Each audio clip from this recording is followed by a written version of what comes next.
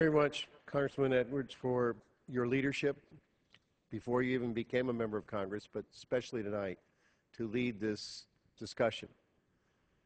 I can't believe that what we're about to do tomorrow in a vote to reauthorize. I was here in 1994 when we were so proud of creating this historical legislation to protect women against violence. It wasn't some women, it was all women.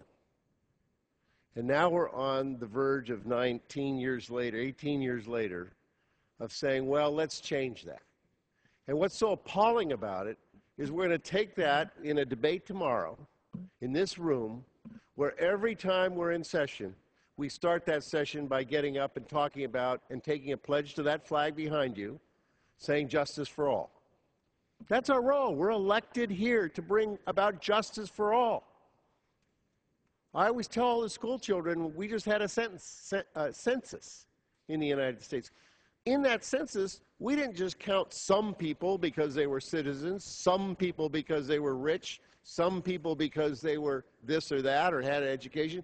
We counted every living being in the United States. Why? Because the laws of this country are supposed to be protecting and enhancing and providing a quality of life for every living being. And now we're on the verge, in an election year, when the majority of voters in this country are women, to say to the women of this country, oh, by the way, we're going to start taking back some of the provisions that have protected you. You know, I rise, as Mr. Garamendi did before me, we rise as brothers, as husbands, as fathers, as grandfather, and in every one of those situations, the brother is because I have a sister. The husband is because I have a wife. The father is because I have a daughter. And the grandfather is because I have a granddaughter.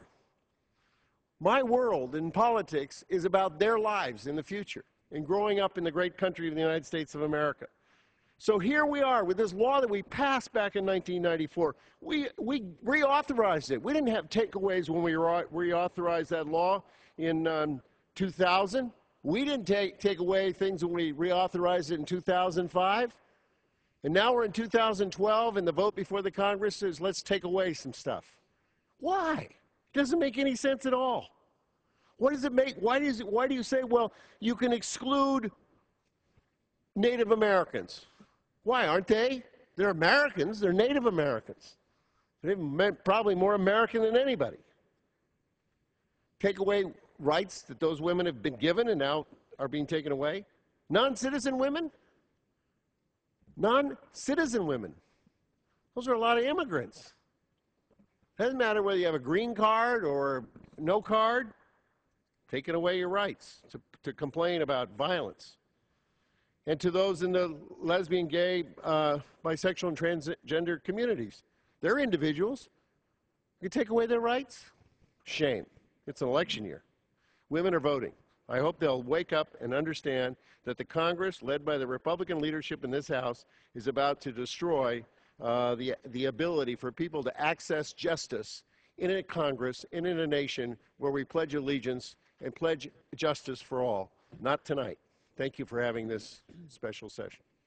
I thank the gentleman, and I